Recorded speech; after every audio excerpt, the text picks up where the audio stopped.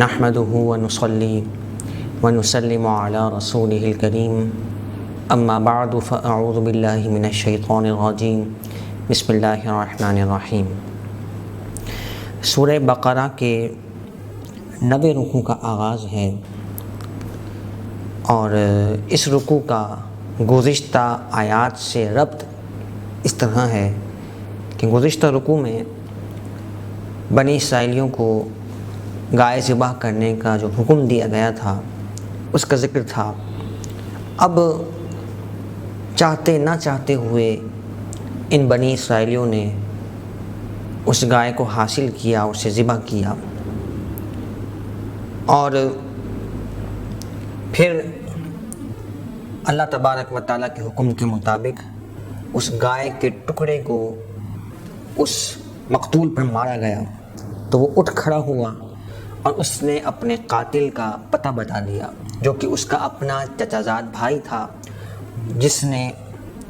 غلط واویلا کر کے وراثت کے مال کے حصول کے لیے یہ سازش اس نے رچائی تھی۔ اسی کا ذکر ان آیات مبارکہ میں فرمایا گیا، وَإِذْ قَتَلْتُمْ نَفْسًا فَادَّارَأْتُمْ فِيهَا، جب تم نے ایک جان کو قتل کیا تو آپس میں ایک دوسرے کو اس کا الزام دینے لگے۔ وَاللَّهُ مُخْرِجٌ مَا كُنْتُمْ تَكْتُمُونَ، اور اللہ ظاہر فرمانے والا ہے جو تم چھپاتے تھے۔ فَقُلْنَا اضْرِبُوهُ بِبَعْضِهَا، تو ہم نے فرمایا کہ اس مقتول کو اس گائے کا کچھ حصہ مارو۔ یہ قرآن پاک کے الفاظ ہیں، اور یہاں غور طلب بات یہ ہے کہ ایک گائے کے ٹکڑے میں یہ تاثیر کیسے پیدا ہوئی کہ جب وہ ایک بے جان مقتول شخص کو مس کیا گیا، اسے مارا گیا تو اس سے وہ زندہ ہو گیا۔ یہ اللہ تبارک و تعالیٰ کی شان اور قدرت ہے۔ اللہ تعالیٰ چاہے تو گائے کے گوشت میں، اس کے ٹکڑے میں وہ تاثیر پیدا فرما دے، تو پھر اللہ تعالیٰ کے فضل سے یہ کیسے بعید ہو سکتا ہے کہ وہ اپنے کسی نیک بندے کو یہ طاقت دے دے کہ اس کی ٹھوکر سے اللہ تبارک و تعالیٰ مردے زندہ فرما دے۔ جس طرح قرآن میں حضرت عیسیٰ علیہ نبینا علیہ الصلوۃ والسلام کے واقعات ذکر ہیں۔ آپ نے ارشاد فرمایا، تیسرے پارے میں یہ آیت کریمہ کا حصہ ہے، وَأُحْيِي الْمَوْتَى بِإِذْنِ اللَّهِ، کہ میں اللہ کے اذن سے مردے زندہ کرتا ہوں۔ پیارے آقا علیہ الصلوۃ والسلام کے حوالے سے بھی یہ معجزات منقول ہیں۔ اسی طرح حضرات اولیاء کرام علیہم الصلوۃ والسلام علیہم الرضوان کے احوال میں بھی بہت سارے اولیاء کرام کی کرامت میں یہ شامل ہے کہ مردے زندہ فرمایا کرتے تھے۔ تو یہ اللہ تعالیٰ کی تقسیم ہے۔ اللہ تعالیٰ جسے چاہے یہ طاقت عطا فرمائے۔ تو ایک بے جان گوشت کے ٹکڑے میں جب یہ تاثیر ہے تو پھر جو شخص اللہ کی اطاعت کے مطابق زندگی گزارنے والے صالحین ہیں، انہیں اللہ یہ طاقت کیوں عنایت نہیں فرما سکتا؟ تو یہ اللہ کی تقسیم ہے اور اس کی طاقت کا اظہار ہے کہ وہ اپنے پیاروں کو یہ شان اور مقام عطا فرماتا ہے۔ تو قرآن کہتا ہے فَقُلْنَا، اللہ فرماتا ہے ہم نے فرمایا، اضْرِبُوهُ بِبَعْضِهَا، کہ اس گائے کے کچھ حصے کو مقتول پر مارو۔ كَذَلِكَ يُحْيِي اللَّهُ الْمَوْتَى، اسی طرح اللہ مردے زندہ فرمائے گا۔ تو اس سے منکرین آخرت کا بھی رد ہو گیا کہ جو مر کر دوبارہ اٹھنے کے منکر ہیں، انہیں فرمایا گیا کہ جس طرح اس موقع پر اس گائے کے ٹکڑے کے مس ہونے سے، ٹچ ہونے سے یہ مردہ زندہ ہو گیا، مقتول زندہ ہو گیا، تو اللہ تعالیٰ قرب قیامت جب ساری مخلوق کو میدان محشر میں جمع کرنے کے لیے اٹھائے گا تو اس کے لیے کوئی بعید نہیں ہے، کوئی اس کے لیے مشکل نہیں ہے۔ وَيُرِيكُمْ آيَاتِهِ، اور اللہ تمہیں اپنی نشانیاں دکھاتا ہے، لَعَلَّكُمْ تَعْقِلُونَ، تاکہ تم عقل حاصل کرو، اس کی قدرت اور اس کی شانوں کا اعتراف کرو اور اس کو ملحوظ رکھتے ہوئے اللہ رب العزت کے احکامات پر، اس کی اطاعت و فرما برداری پر اپنی زندگی کو بسر کرو۔ ثم قست قلوبکم من بعد ذلک، پھر اس کے بعد تمہارے دل سخت ہو گئے، یعنی اتنی نشانیاں دیکھ لینے کے باوجود بھی۔ فہی کالحجارہ، تو وہ پتھر کی طرح ہے۔ او اشد قسوہ، یا پتھر سے بھی زیادہ سخت۔ تو جو کافر ہے، منکر ہے، معجزات کو، نشانیوں کو دیکھنے کے باوجود اور قرآن کی ان روشن آیتوں کو سننے کے باوجود بھی ایمان نہیں لاتا، تو اس کا دل پتھر سے بھی زیادہ سخت ہے، کیونکہ پتھروں کے بارے میں فرمایا وَإِنَّ مِنَ الْحِجَارَةِ، پتھروں میں سے کچھ ایسے ہیں لَمَا يَتَفَجَّرُ مِنْهُ الْأَنْهَارُ، کہ جن سے نہریں بہہ نکلتی ہیں، پانی پھوٹ پڑتا ہے۔ وَإِنَّ مِنْهَا لَمَا يَشَّقَّقُ فَيَخْرُجُ مِنْهُ الْمَاءُ، اور ان میں سے کچھ ایسے ہیں کہ جب پھٹتے ہیں تو ان سے پانی نکلتا ہے۔ وَإِنَّ مِنْهَا لَمَا يَهْبِطُ مِنْ خَشْيَةِ اللَّهِ، اور کچھ ایسے ہیں کہ جو اللہ کے خوف سے گر پڑتے ہیں۔ اور آپ نے دیکھا ہوگا کہ پہاڑوں سے پتھر وہ نیچے کی طرف گرتے ہیں، تو اس کو قرآن مجید کی اس آیت میں یوں تعبیر کیا گیا کہ یہ اللہ کے خوف سے پتھر نیچے کی طرف گرتے ہیں، خشیت الہی سے۔ وَمَا اللَّهُ بِغَافِلٍ عَمَّا تَعْمَلُونَ، اور اللہ تمہارے اعمال سے بے خبر نہیں ہے۔ أَفَتَطْمَعُونَ أَن يُؤْمِنُوا لَكُمْ، کیا تم یہ امید رکھتے ہو کہ وہ تمہارا یقین کر لیں گے؟ یعنی مسلمانوں سے فرمایا گیا کہ اے مسلمانوں، کیا تمہیں یہ امید ہے کہ یہودی تمہارا اعتبار کریں گے، تمہارا یقین کریں گے؟ وَقَدْ كَانَ فَرِيقٌ مِّنْهُمْ يَسْمَعُونَ كَلَامَ اللَّهِ، کہ ان میں سے ایک گروہ تھا جو اللہ کے کلام کو سنتے تھے، ثُمَّ يُحَرِّفُونَهُ مِن بَعْدِ مَا عَقَلُوهُ، پھر اسے سمجھنے کے بعد وہ اس میں تحریف کرتے، وَهُمْ يَعْلَمُونَ، حالانکہ وہ جانتے تھے۔ اس آیت مبارکہ میں ان توریت کے ماننے والوں کی مذمت کی گئی کہ تم انہیں جتنی بھی نصیحتیں کر لو، ان میں سے کچھ ایسے سخت دل ہو چکے ہیں کہ تمہاری باتوں کا ان پر کوئی اثر نہیں ہوگا، کیونکہ یہ پہلے توریت پڑھ چکے ہیں اور اس میں نبی پاک علیہ الصلوۃ والسلام کی شان، حضور کے اوصاف کو تفصیل سے بیان کیا گیا ہے۔ تو یہ سب کچھ سمجھنے بوجھنے کے باوجود بھی، عقل رکھنے کے باوجود بھی، جانتے بوجھتے ہوئے ان توریت کی آیات کو جھٹلاتے ہیں اور اس میں تحریفیں کرتے ہیں۔ وَإِذَا لَقُوا الَّذِينَ آمَنُوا قَالُوا آمَنَّا، اور جب مسلمانوں سے وہ ملتے ہیں تو کہتے ہیں آمنا، ہم ایمان لے آئے۔ وَإِذَا خَلَا بعضهم الى بعض، اور جب آپس میں ایک دوسرے کے ساتھ اکیلے ہوتے ہیں، قالوا اتحدثونهم بما فتح اللہ علیکم، کیا وہ علم جو اللہ نے تم پر کھولا ہے تم مسلمانوں سے بیان کرتے ہو؟ لیحاجوکم بہ عند ربکم، تاکہ اس کے ذریعے سے تمہارے رب کے یہاں وہ تم سے جھگڑا کریں۔ مفسرین فرماتے ہیں کہ یہ آیت کریمہ نبی پاک علیہ الصلوۃ والسلام کے زمانے کے یہودیوں کے بارے میں نازل ہوئی، جو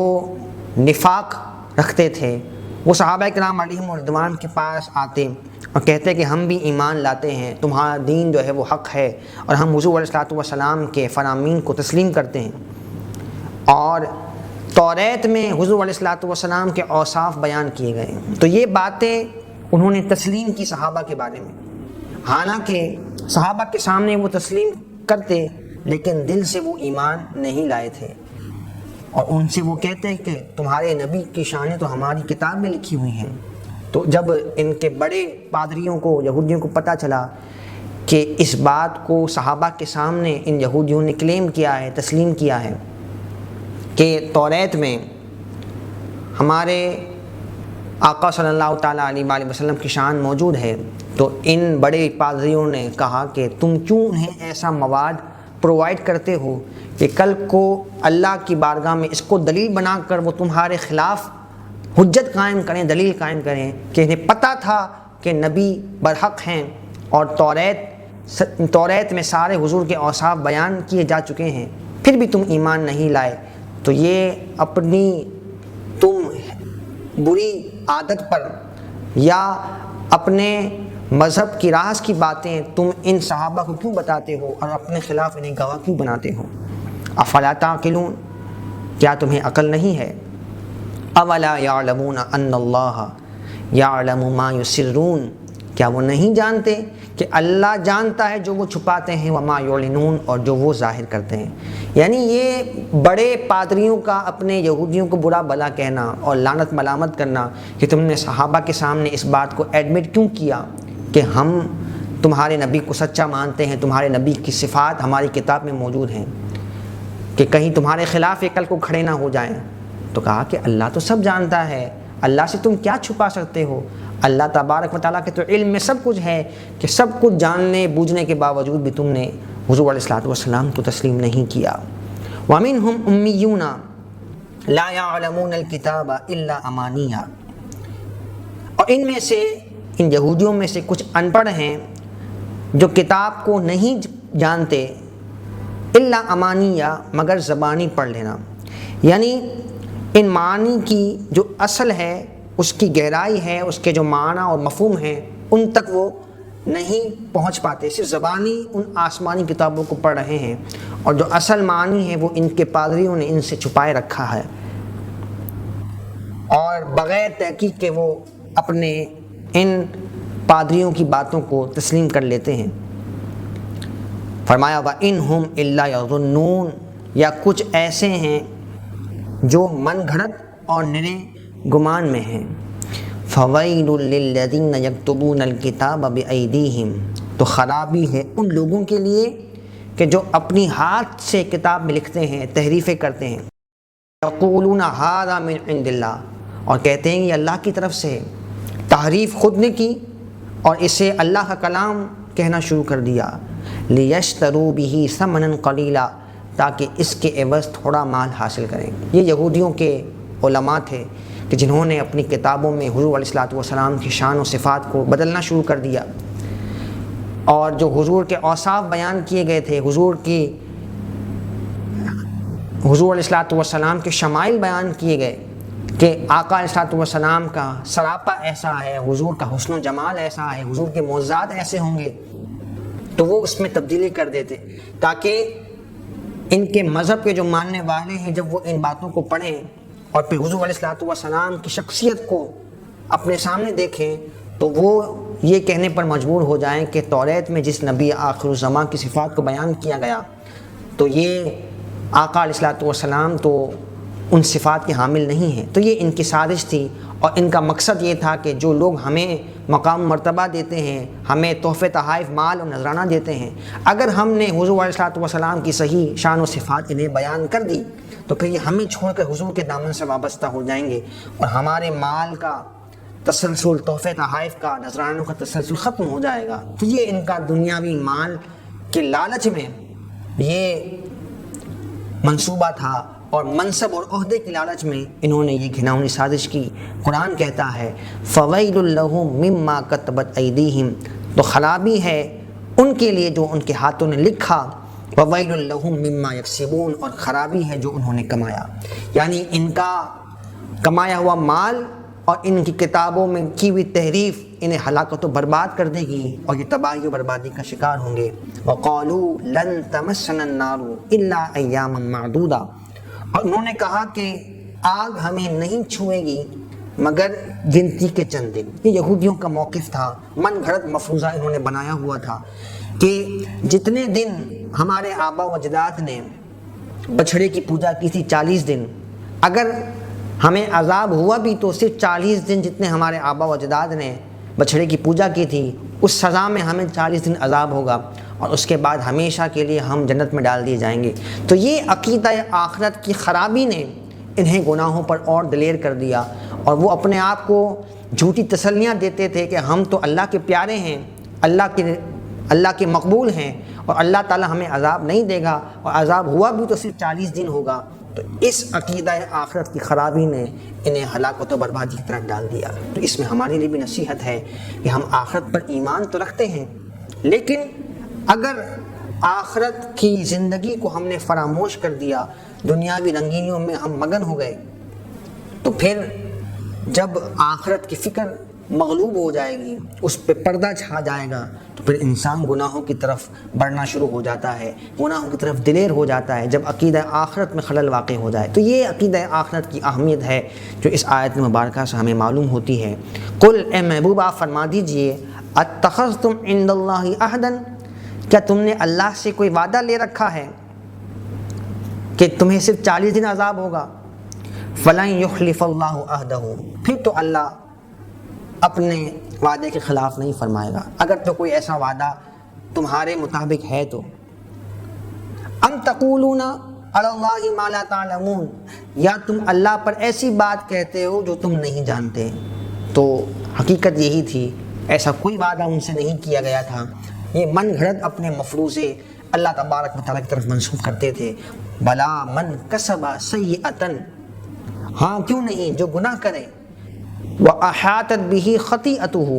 اور اس کی خطا اسے گھیر لے۔ یہاں مفسرین فرماتے ہیں کہ اس گناہ سے مراد کفر و شرک ہے، اور احاطہ کرنے سے مراد، گھیر لینے سے مراد یہ ہے کہ نجات کے تمام راستے کفر اور شرک کی وجہ سے اس پر بند ہو جائیں۔ تو قرآن کہتا ہے فَأُولَٰئِکَ أَصْحَابُ النَّارِ، یہی لوگ جہنمی ہیں، ہم فیہا خالدون، اس میں وہ ہمیشہ رہنے والے ہیں۔ والذین آمنوا، اور وہ لوگ جو ایمان لائے، وعملوا الصالحات، اور اچھے عمل کیے، اولئک اصحاب الجنہ، یہی لوگ جنتی ہیں، ہم فیہا خالدون، اس میں وہ ہمیشہ رہنے والے ہیں۔ اللہ تبارک و تعالی ہمیں اہل جنت میں شامل فرمائے، عذاب جہنم سے، عذاب قبر سے رب العالمین ہمیں محفوظ فرمائے، اور ان آیات کی برکتیں عطا فرمائے۔